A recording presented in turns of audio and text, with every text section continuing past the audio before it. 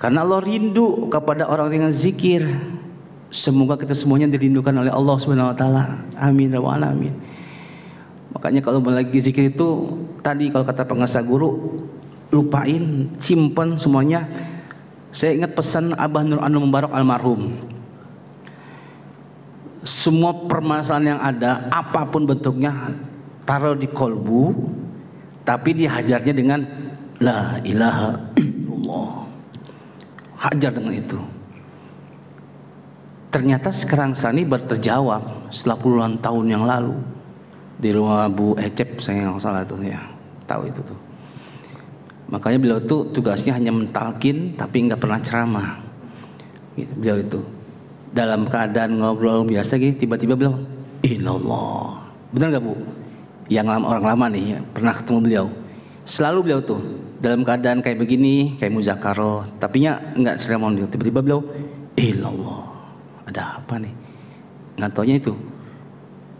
Kalau terbersit sifat ujub, sifat apa, langsung ilallah. Hajar nih setan dalam kolbu. Itu beliau. Gitu.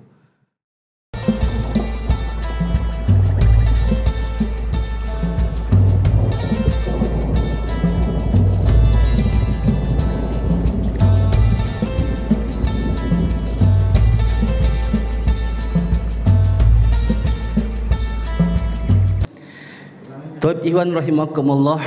Alhamdulillah pada kesempatan malam hari ini saya kembali bisa hadir tempat ini, bisa terahmi dalam rangka mengisi kajian hikmat ilmiah sekaligus mimpin sholat sunnah Rajab. Ya, kita semuanya tahu bahwasanya kita ini beda kelas sama di luar sana. Bukan berarti kita itu merasa diri paling hebat, paling suci, paling sempurna, enggak.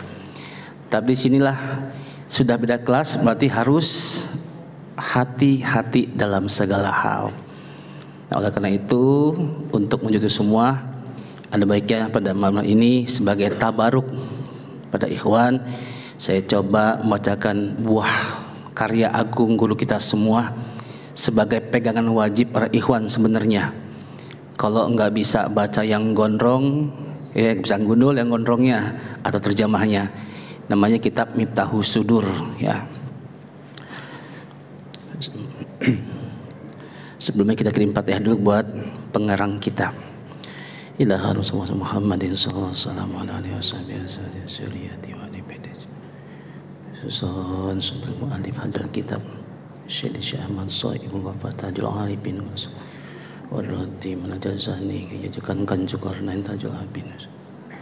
Al-Fatihah. A'udzubillahi minasyaitonir rajim. Bismillahirrahmanirrahim. Alhamdulillahirabbil alamin rahmanir rahim maliki yaumiddin. Iyyaka na'budu wa iyyaka nasta'in shiratal mustaqim.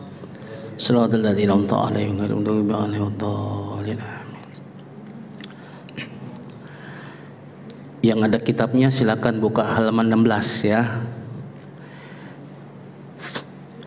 Qala al-mu'allif rahimahullah wa nafa'ana bi ulumihi bi darin amin ya rabbal alamin. Pengarsa Abah mengutip ya perkataan Syekh Abdul Qadir Jailani. Wa qala Sayyidi Syekh Abdul Qadir Jailani qaddasallahu sirrahu. Wa sababu amal qalbi al-jahlu an haqiqatil amril ilahi. Berkata siapa? Syekh Abdul Qadir Jailani qaddasallahu, semoga Allah mensucikan sirnya. Sebab utama orang itu buta hatinya adalah bodoh daripada hakikat perintah Tuhan. Ini ucapan Syekh Abdul Qadir Jailani yang dikutip oleh pengarsa Abah, dituangkan dalam kitab Miftahus Sudur. Apa sih hakikat perintah Tuhan?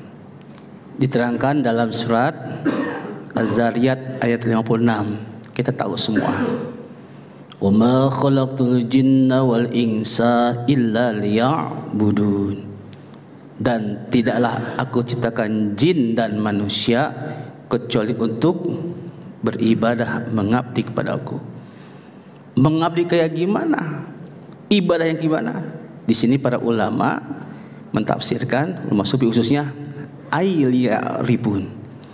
Jadi budun di sini adalah mengenal Allah, mengetahui Allah. Kalau sudah mengenal, mengetahui, harus apa? Menyaksikan. Nah, itu yang paling utama di situ, menyaksikan. Kalau kelas yang miripnya adalah muraqabah, merasa diawasi. Kalau merasa diawasi belum final tuh. Musyahadah, ibadah apapun, mau sholat, mau puasa, mau semua pun ibadah, asal dia musyahadah, itu insya Allah tuh cepat, berarti sudah usul pada Allah. Nah, jadi disitulah sebab buta hatinya manusia karena tidak mengenal atau bodoh daripada hakikat perintah Tuhan. Nah, kita mau tahu, alhamdulillah udah dapat ilmunya, tinggal ngamalinnya, kemudian menjaganya, kalau bisa pun mengedarkannya, gitu. Allahumma shalli ala sayyidina. Wa sababul jahli istila'u sifatin nafsi zulmaniyati alaihi kal kibri wal hiqdi wal hasadi wal bukhli wal ujbi wal ghibati wan namimati wal kadhibi wan nahwi zalika minaz zamaimi wa sababu tanazzulihi ila asfalis safilin li hadhihi sifatin nafsi zamaimi.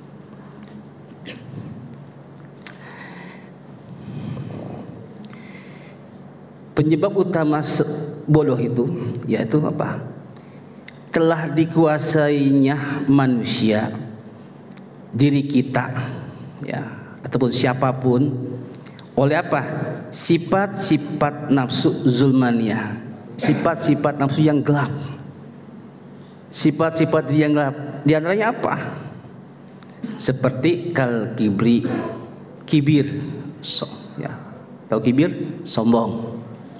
Ya, wal hikdi, dendam, wal hasadi, hasad, dengki, iri hati, wal bukhli, pelit, kikir, wal ujbi, kagum dengan ibadah, dengan amal-amal solehnya, ujub, wal ghibati, ngomongin orang bener, gibah, wan namimati, adu domba, wal kadhibi, dusta, bohong, wa nahwi zalika minazaimi, dan lain-lain seperti itu yang semisal itu daripada sifat-sifat yang zamimah, yang buruk, yang tercela.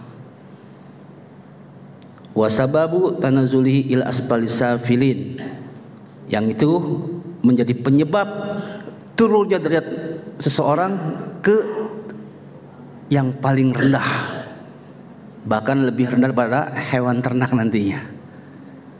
Tuh. Di hadis sifat nafsi zamami. Nah, ini yang disebut dengan sifat nafsu yang tercela. Insya Allah paham ya. Jadi semua sifat-sifat ini adalah sifat-sifat yang emang harus dibuang oleh kita. Ini sifat nggak pernah kita pelajarin, tapi udah ada dalam diri kita. Betul Pak Bu? Kita nggak pernah belajar pelit, bisa pelit. Kita nggak pernah belajar marah, bisa marah. Kita nggak pernah belajar dendam, iri hati sama orang, bisa iri hati, bisa dendam. Tetangga baru kemarin perasaan beli motor, minggu ini beli motor lagi. Dia yang beli, kita yang pusing. Berarti apa? Ada hasad, dengki, iri hati. Bulan depan lagi beli mobil, makin ngumpet kepala nih. Punya apa nih? Jangan-jangan. Gitu. Nah, ini sifat tercela, sifat-sifat itu semuanya enggak pernah kita pelajarin, ada dalam diri kita.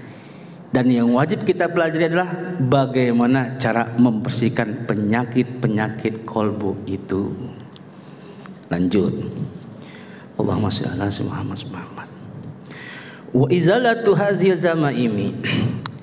Dan adapun cara menghilangkan penyakit yang tercela ini, sifat mazmumah ini, sifat tercela ini, kata bangsa Abah, yakni bitaskili mir'atil qalbi bimusakkilil tauhidi wabil ilmi wal amali wal mujahadatil qawiyati zahiran wa batinan hatta tahsula hayatul qalbi bi nurit tauhidi. Tuh. Jadi caranya untuk bisa menghilangkan sifat tercela ini, kata pengarsa Abah, dengan cara mengkilapkan mir'atul qalbi, cermin hati kita. Dengan apa? Dengan pengkilap tauhid dan dengan ilmu, amal, perbuatan, wal mujahadati qawiyah, dengan mujahadah, dengan jihad yang sungguh-sungguh, zahiran wa batinan, secara zahir maupun batin. Hatta tahsul hayatul qalbi, sehingga berhasil, sehingga tercapai hidupnya kolbu kita, hati kita, binurit tauhidi, dengan cahaya tauhid. Apa cahaya tauhid? La ilaha illallah. Nah itu kita udah punya alatnya. Pengkilapnya apa? La ilaha illallah. Terus ada pertanyaan, Ustadz, saya ada ikhwan sudah tahun-tahunan, puluhan tahun bahkan, tapi itu dablek banget. Maksudnya gimana? Kagak berubah-ubah sifatnya, gitu-gitu aja. Paham maksudnya ya? Jadi nggak ada perubahan. Siapa yang salah? Yang tentunya yang salah bukan gurunya, bukan amaliyahnya, tapi mungkin dia cara prakteknya, cara mengamalkannya, dan juga mungkin ada adab-adab yang dilanggar oleh dirinya, sehingga cahaya tauhid tersebut nggak tembus kepada kalbunya dan juga nggak bisa direalisasikan kepada amal perbuatan yang soleh.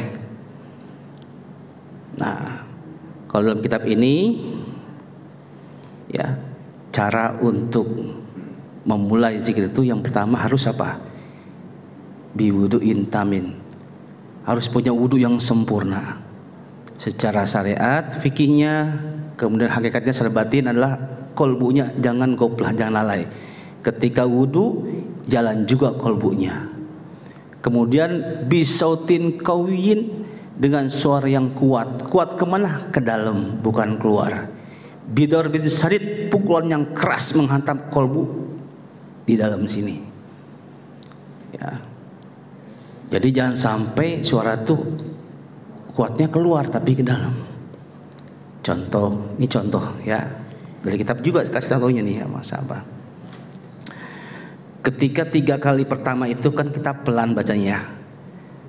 Ya, 3 kali yang pertama awal itu pelan bacanya, resapi, hayati, kemudian hadirkan kolbu semata-mata hanya untuk mengagungkan Dia, tidak ada yang lain. Ketika zikir, semua permasalahan yang ada, mau utang piutang, mau orderan empon-empon segala, tinggalin dulu ya. Fokus pada zikir. Kalimat la yang pertama, lam alif tuh dari bawah pusar,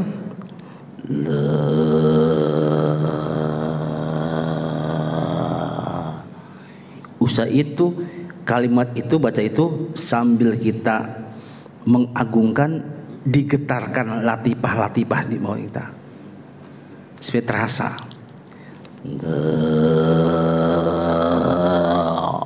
Ila dimak, sampai ubun-ubun mentok nih. Ilaha illallah. Kalimatnya terakhir itu dihembuskan sedalam-dalamnya juga, kota napas juga kawin. Insya Allah nanti biasanya kalau sudah tap mulazamah, istiqomah, dengan nada yang konstan, yang terus yang biasa ya, seperti ikutin, nanti akan terasa apa? Biasanya dada itu panas, benar. Kalau panas setelah selesai sayyiduna, jangan dulu buru-buru minum. Kenapa? Itu sedang dibakar kita punya penyakit hati kita, kalbu kita. Yang disebutin tuh, dendam, iri hati, marah, semuanya lagi dibakar. Lagi dibakar, tiba-tiba siram air, minum, pes gitu. Nah, nanti kalau sudah enak, sudah hilang itunya, nanti dengan sendirinya tuh dingin sendirinya. Berarti apa? Yang dingin itu nur, cahaya. Ya. Terus insya Allah seperti itu. Allahumma sholli ala Muhammad. Qala Nabi sallallahu alaihi wasallam, telah berkata Muhammad sallallahu alaihi wasallam, inna likulli syai'in saqalatan, sungguhnya setiap sesuatu itu ada pembersihnya. Wa inna saqatal qulubi zikrullah, dan sungguhnya pembersihnya hati adalah zikrullah, la ilaha illallah. Ini Rasul yang saya tahu. Wa'lam anna mukhalafatan nafsi wa mudafa'ata muradiha fardu ainin wa jihadun azimun wa amrun bakhimun. Ketahuilah bahwasanya menyalahi atau menentang, ya, menolak keinginan nafsu, wa mudafa'ata muradiha, dan juga menolak daripada hasrat nafsu tersebut adalah fardu ainin, hukumnya fardu ainin, wajib ain. Ya. Wa jihadun azimun, dan jihad yang paling agung. Wa amrun bakhimun, dan perkara yang amat mulia tuh. Jadi kata Abah disebutnya apa? Jihad yang paling agung, paling hebat, paling besar adalah menyalahi nafsu, menentang hawa nafsu. Yang mana nafsunya? Tentu yang amaroh, yang lawamah, yang setonia, bahimia, shibaiyah, yang jelek-jelek tuh. Ya. Jadi dalam kita ini ada nafsu. Seluruh manusia pada dasarnya punya apa? Nafsu amaroh, nafsu yang selalu mengajak, menyeru kepada keburukan. Nah, di antaranya apa? Nanti ciri-cirinya apa? Situ terusannya nih. Ada nafsu bahimiyah, ada nafsu subuiyah, sabiyah ya. Bahimiyah binatang ternak, subuiyah binatang, sabuyah binatang buas. Kemudian syaitoniyah, nafsu setan. Kemudian 4, nafsu rububiyah, ketuhanan. Cirinya apa nafsu bahimiyah? Hewan ternak, doyan makan, bentar-bentar makan, minum, tidur, kawin. Itu sifat binatang ternak. Nah, efeknya apa? Hubud dunia. Karena yang terpikir dalam otak dia apa? Bagaimana besok gua makan enak, bagaimana besok gua pelesiran, kawin sama siapa, nikah sama siapa. Kerjaan itu aja pikiran dia, nafsu syahwat aja. Dan tulul amal, panjang angan-angan. Ada apa? Karohil maut, benci akan kematian. Tuh, imbas daripada orang yang punya sifat bahimiyah. Bahkan meningkat kalau nggak diobatin, nggak dibersihin, akan menjadi nafsu shibaiyah, sabuyah, nafsu bintang buas. Ya, yang kalau kita tahu bintang buas apa? Singa, harimau. Cirinya apa? Ya udah, marah-marah, melukai, mengintai, bahkan membunuh. Tuh, nyari rezeki susah, akhirnya korupsi, akhirnya merampok, dihalangin, dibunuh. Wah. Nah itu. Kemudian setonia. Apa tuh cirinya? Sifat setan, hasad, dengki sama siapa? Nabi Adam awalnya. Berarti kalau kita punya sifat hasad, ya ketularan setan. Sombong, merasa orang paling banyak ibadahnya. Orang yang sudah lama, senior. Adam junior baru diciptain, gue suruh sujud, nggak mau, sombong dia. Dan ujub, merasa banyak amal-amal solehnya. Di langit pertama jadi ini, langit kedua ini, terus bahkan dikatakan sebagai pemimpin para malaikat. 80.000 tahun memimpin malaikat. Wih, sakti banget gitu. Makanya kalau umpamanya ikhwan atau siapapun, baik siapapun, pasti ada hembusan di kolbu masing-masing. Wih, kayaknya gua nih udah ikhwan senior, udah banyak zikirnya, berarti udah wali. Nah, iya wali apa? Wali murid, ya, wali nikah, iya. Hati-hati, udah banyak zikirnya nih, banyak riadohnya nih. Terus terang hadirin, iblis setan ini sudah putus asa menggoda kita untuk berbuat, mohon maaf ya, seperti membunuh yang lain, enggak.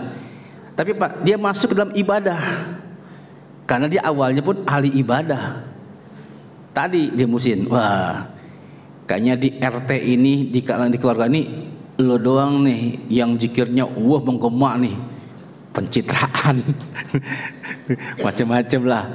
Nah, wah di sini puasanya Senin Kamisnya rajin, tahajudnya rajin. Itu hembus. Nah, ulama-ulama dulu, orang-orang soleh dulu, cara kiat untuk menghilangkan itu apa? Menghinakan dirinya. Dengan cara apa? Salah satunya kisahnya adalah yang saya dengar dan baca ya, Habib Umar Al-Hafiz. Itu beliau itu cara menghinakan diri itu dengan apa? Membersihkan toilet para santri-santrinya. Ditanya sama muridnya, wahai guru, ini kan tugas saya. Enggak apa-apa, biarkan kesombongan saya ini saya hapus. Saya enggak lebih baik pada kotoran ini gitu. Bahkan gurunya Imam Junaid Al-Baghdadi, namanya Syekh Karinbi, Kaf Ro Nun Ba, Syekh Karinbi. Itu ketika beliau dalam masa-masa mujahadahnya, terkenal di kampung itu sebagai orang soleh. Banyak orang hadir datang ke tempat beliau minta air, doain, ngasih amplop, doanya mustajab. Waduh, kalau model sayang bapak begitu, kagak kerja kali ya. Wah, tapi beda sama Syekh Karambi ini, gurunya Syekh Junaid. Semakin derajatnya tinggi insya Allah, semakin terkenal, dia semakin ketakutan. Waduh, kok begini? Bukan ini ya Allah, bukan yang saya cari. Nah,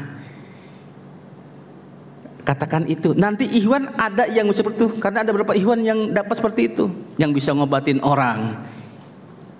Kalau dia terlena, maka buka pelang jadi paranormal tuh rumahnya. Katakan sih, ya Allah ya Rob, Abah bukan ini yang saya pengen, bukan ini yang saya mau. Yang saya pengen adalah Ilahi anta maksudi waridoka matlubi antini mahabbataka ma'rifatak. Itu tujuan kita. Jadi enggak melenceng. Akhirnya bagaimana nih cara Syekh Karambi ini menghinakan dirinya supaya dia terlepas daripada ujub, daripada ketenaran. Berpikir dan merenung, aduh gimana caranya? Dapat ide, ilham dari Allah. Akhirnya Syekh Karimbi merencanakan ke tempat namanya himam, pemandian umum, ya. Itu mindik-mindik ke tempat mandi umum tuh ngambil kalau jubah-jubah lah, pakaian orang-orang yang kaya-kaya. Nah kalau emang niatnya maling, pasti kan ngumpet-ngumpet ya. Ini mah sengaja biar ketahuan. Itu bajunya diambil, terusnya sengaja diberisikin. Jadi orang pada mandi kan ngeliat maling gitu, dikejar, digubukin. Enggak, aduh, nggak diem aja. Dalam hati dia apa? Rasain loh nafsu, biar dipukuskan dihukum sampai berdarah. Di situ terkenallah Syekh Karambi sebagai tukang maling pakaian. Dari situ orang nggak ada yang datang lagi minta air, nggak ada yang minta didoain lagi, terhina dia. Tuh, akhirnya apa? Dia tenang ibadahnya, khusyuk lagi ibadah zikirnya. Nah, cuman kalau kita jangan ya, jangan ikutin belum kelasnya. Waduh, bisa-bisa ntar nggak ada yang bisa empon ntar. Ya, bahaya. Nah, terus yang terakhir rububiyah. Nah, yang keempat nih, sifat ketuhanan. Diri kita semua nih tanpa kita sadari punya sifat ketuhanan apa? Pengen dipuji, pengen disanjung, pengen dikenal. Itu kita. Dan memang kita ada. Nah, berarti kalau ada orang yang menghina, memang demikian harusnya kita makhluk Allah terhina. Dihina sama pasangan, dihina sama suami, dihina sama istri, dihina tetangga. Ya udah nggak apa-apa. Yang penting jangan dihina sama Allah sama Rasulullah. Udah. Kembaliin. Memang kita sejatinya manusia hina, tercipta dari air mani yang hina. Manusia yang lemah, nggak punya daya upaya. Manusia yang fakir, butuh sama Allah. Nah itu kita. Hadirin kaum muslimin wa muslimat iwan rahimakumullah. Nah itu ya. Sampai jam berapa nih? Terus gak nih? Kayaknya tegang banget nih. Nah, kalau bagian saya suka ada tanya jawab boleh dah ya, biar nggak tegang. Allahumma shalli ala Muhammad. Faqala Allah Ta'ala, maka Allah Ta'ala berfirman, "Faman jahada fa innama yujahidu li nafsi." Barang siapa yang jihad, maka sungguhnya dia itu jihad untuk dirinya sendiri. Qala Ta'ala, "Wa amma man khafa maqama rabbih wa nahan nafsa 'anil hawa fa innal jannata hiyal ma'wa." Dan adapun orang-orang yang takut akan kebesaran kedudukan Tuhannya, wa nahan nafsa 'anil hawa, dan dia juga bisa menahan hawa nafsunya, fa innal jannata hiyal ma'wa, maka sungguhnya surgalah sebagai tempat tinggalnya. Qala Nabi sallallahu alaihi wasallam, bersabda Muhammad SAW, "Akhwafu ma akhafu ala ummati ittiba'ul hawa wa tul amal. Fa amma ittiba'ul hawa fa yasadduka 'anil haqqi wa ammatul amali fa yungsil akhirah." Nabi Muhammad SAW bersabda, yang paling aku khawatirkan, apa-apa yang aku takutkan atas umatku terjadi adalah ittiba'ul hawa, mengikuti hawa nafsu, watul amal, dan panjang angan-angan. Adapun mengikuti hawa nafsu, fayasudduka 'anil haq, maka dia akan memalingkan dirimu dari jalan kebenaran. Dan adapun panjang angan-angan, maka akan melupakan dirimu akan negeri akhirat yang abadi. Tuh, ya. Jadi kalau orang yang senantiasa mengumbar hawa nafsunya, otomatis dia terhalang daripada rahmat petunjuk Allah, dan otomatis dia pun akan tul amal, panjang angan-angan, merasa umurnya masih muda, merasa masih gagah, masih sehat. Nah, akhirnya apa? Lupa akan akhirat, nggak ingat mati. Kalaupun diingetin mati, maka ada kebencian pada kematian tersebut. Padahal kalau dia tahu hadis ini, man kariha liqa Allahu karihallahu liqa'ahu, barang siapa yang benci berjumpa dengan Allah, maka Allah pun benci berjumpa dengan dirinya. Dan kebalikannya, barang siapa yang suka, man ahabba liqa Allah aballahu liqa'ahu, barang siapa yang suka cinta untuk berjumpa dengan Allah, maka Allah pun suka senang jumpa dengan dirinya. Karena Allah rindu kepada orang yang zikir. Semoga kita semuanya dirindukan oleh Allah Subhanahu wa taala. Amin ya rabbal alamin. Makanya kalau lagi zikir itu tadi, kalau kata pengasah guru, lupain, simpan semuanya. Saya ingat pesan Abah Nur Anu Mubarak almarhum. Semua permasalahan yang ada, apapun bentuknya, taruh di kolbu, tapi dihajarnya dengan la ilaha illallah. Hajar dengan itu. Ternyata sekarang Sani baru terjawab setelah puluhan tahun yang lalu di rumah Bu Ecep, saya nggak salah tuh ya, tahu itu tuh. Makanya beliau tuh tugasnya hanya mentalkin tapi nggak pernah ceramah. Gitu, beliau itu dalam keadaan ngobrol biasa gitu, tiba-tiba beliau illallah. Benar nggak Bu? Yang orang lama nih ya, pernah ketemu beliau. Selalu beliau tuh dalam keadaan kayak begini, kayak muzakarah, tapi nggak seremonial. Tiba-tiba beliau illallah. Ada apa nih? Nggak taunya itu. Kalau terbersit sifat ujub, sifat apa, langsung ilallah. Hajar nih setan dalam kolbu. Itu beliau. Gitu. Nah, man ahba syai'an aksara min zikrihi. Barang siapa yang suka akan sesuatu, maka dia sering-sering menyebutnya. Kalau kita suka sama kerjaan, pasti ketemu teman yang kerjaan. Kalau kita suka sama seorang wanita, ketemu ciptaan wanita itu macam-macam. Berarti kalau kita senang sama Allah, suka sama Allah, berarti yang disebut adalah Dia, Allah. Seperti itu.